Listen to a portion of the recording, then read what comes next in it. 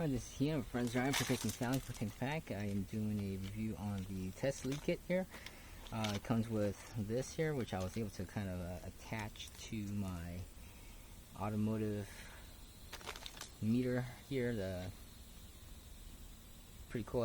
This goes right here, anyways. But and then I just didn't have a lead to make that, so now I can kind of have two pointy objects to stick in close, fine spots. That's what I mainly used it for.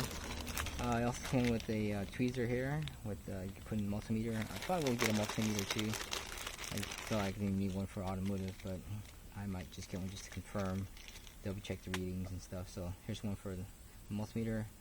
Just gotta pull this guy off and you can get access to that. And same for here. And that's pretty much it. Cool. Alright, link in the description below gives you a little manual on how to use it.